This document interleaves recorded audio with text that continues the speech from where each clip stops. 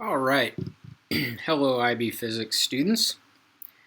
Hope you're doing well. Sorry I'm late. I did a longer run today, and then I cut my hair too. So and then I took a really long shower. So I just have been slow to get going today. Um, Maybe you guys are experiencing the same thing. I don't know about you, but it's like I'm progressively waking up later and later and later, and I'm staying up later and later and later. So,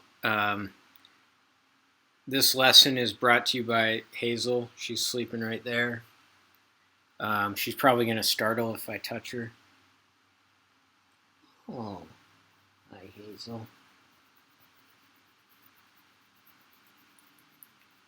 She's a very peaceful dog. Oh, that's good, Hazel. And it's also brought to you by milk tea. Indian milk tea, to be precise. Not Chinese milk tea. I do like Chinese milk tea. One time I went to Hong Kong, and and the only thing I knew how to say was how to order milk tea, which was lai cha. So I would just go to the vendor and I would say, lai cha, ngoy. Milk tea, please. All right. So what are we talking about today? Today we're going to talk about two things. They're both pretty simple. Oh, hey, Michael. And so the first thing I wanted to talk about is this is the spectrum. When I say the spectrum, I mean the brightness versus wavelength graph of a perfect black body. Looks like this. Okay. But so this is a perfect black body. But what if we were to point a telescope at the sun and produce this graph for the sun? For the sun, it's going to not quite look the same. It's going to look like this. Hey, Diego. It's gonna be. So I'm just going to draw a dashed line to guide me. It's going to look almost the same, but what you're going to notice is that there's all these dips in it. Okay. So why are there all these dips in the spectrum? Well, if you think about the light that is produced by the sun, that light has to make its way away from the surface of the sun, through the sun's atmosphere, which is called the corona, so all the way to the earth, okay? And so basically the light is passing through a bunch of gases, okay? And those gases have energy levels. And remember how something that has energy levels can only absorb photons of certain wavelengths, okay? Can only absorb photons of certain wavelengths. So what you see is basically chunks taken out from the graph where this wavelength corresponds to, where a chunk was taken out, corresponds to one of the energy of that photon at that wavelength is the same as the difference between energy levels for a particular gas that is in the sun's atmosphere. Okay?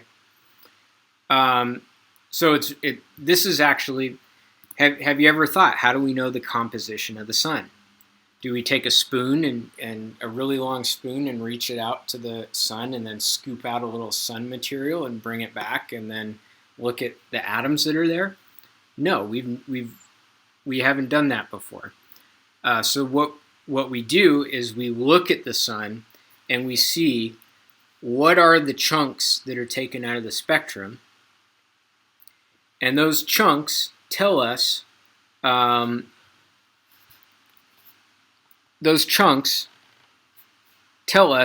are the energy levels of photons what are the energy levels, which tells us what is the composition of the gas, because hydrogen has different energy levels from helium, has different energy levels from lithium, has different energy levels from boron, etc.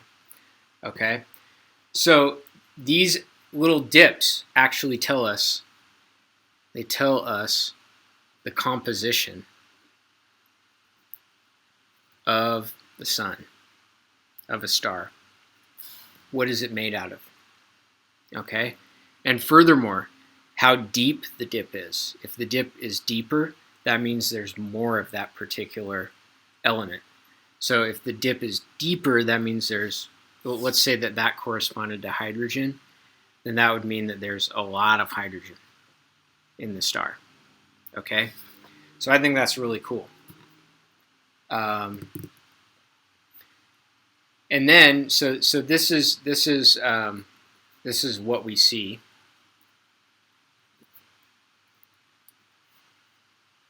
From the sun. And an important thing here is that this might be what a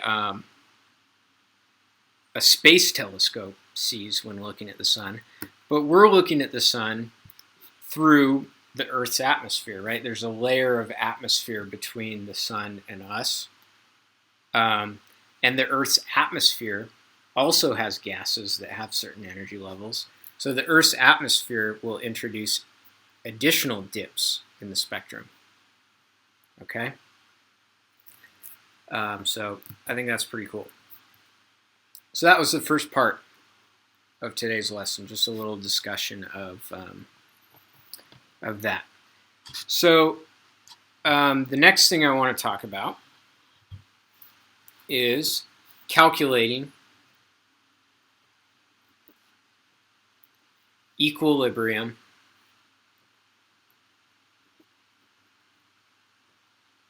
temperature.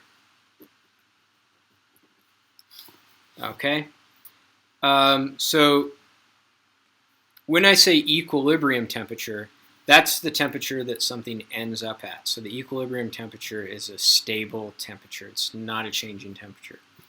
Okay, so if we think about an object, okay, if we have an object, there's going to be a certain amount of energy that's being fed into the object. So there's a power that is going into the object.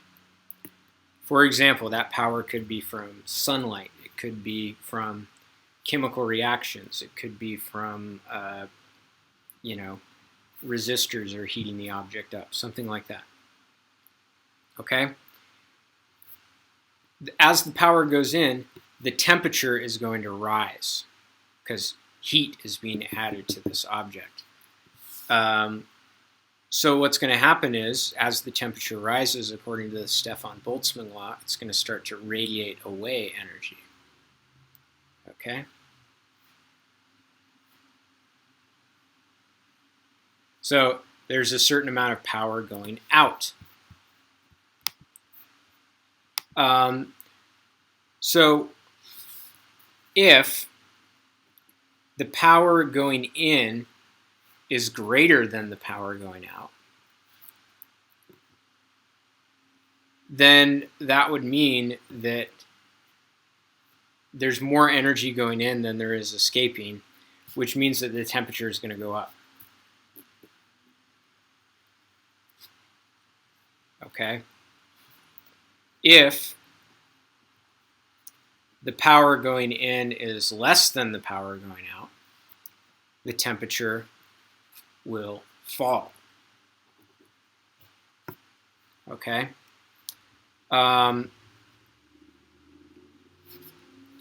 So, all right, because that means that more heat is escaping than is going in. And lastly, if the power going in is equal to the power going out,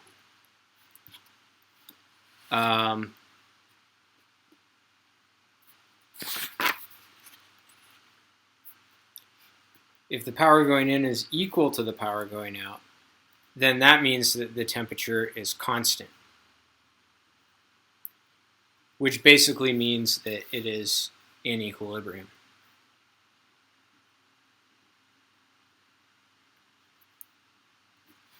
Okay? So this is our equation. Power in equals power out is the equation that's going to allow us to calculate the equilibrium temperature. Okay? So we're going to say power going in is equal to the power going out. Oh, that's hard to see. Power going in is equal to the power going out. And the power going out is the power radiated away because of the temperature of the object. So that's the Stefan Boltzmann law. Epsilon, which is the emissivity, times sigma times A times T to the fourth. Just to remind you, A is the surface area of the object. Okay. So that equals the power in. Okay. And we're trying to solve for temperature. So we divide both sides by epsilon sigma A. So we get power in over epsilon sigma A. And then we have to get rid of the T to the fourth. So we have to take the fourth root of it. So what we get is that the equilibrium temperature is power in divided by epsilon sigma A to the 1/4 power. So that's our equation for today. I want to expand on this surface area thing and just talk about surface area of some different geometries. If you have a sphere like that, the surface area is 4 pi r squared. Okay? Let's suppose you have a cube, and the cube has side length L. Well, each face of the cube has an area of L squared, and the cube has a front and a back, a top and a bottom, a left and a right face. So there's 6 faces. So the surface area of a cube is 6 L squared. What would be the surface area of a cylinder? Well, the end cap has an area of pi r squared. And then the middle portion has an area of 2 pi r times L, where L is the length of the cylinder. So the area of the cylinder, and so it has 2 end caps and then the part that wraps around. So the surface area would be 2 pi RL plus twice the area, twice pi r squared, because you have an end cap as well. What if you had just a flat plate? So it's basically like a 2-dimensional area, okay? And it's just width times height. Well, it's got a front face, but then you have to remember that if it's radiating heat away from the front face, it's also going to radiate heat away from the back face. Okay? So the area that you would use would be 2 height times width, because it's radiating heat away from both sides. Okay? So you're going to use those in the quiz for next week and also for the daily items and also for tomorrow's lesson. So that's it for me today. I'd love to hear how you guys are doing. Let's see. So a lot of you are just putting, when I ask how you're doing in the homework, you're just putting good or great or something. So I would love to hear more. So if you want to send me a DM on Discord or on Remind, then I would love to hear from you. I'd also like to hear from if anyone's in contact with Morgan. I haven't heard from Morgan very much at all since school closed. So if you know how to best get in contact with him, let me know. So this is Hazel and Mr. P signing off. Have a great afternoon.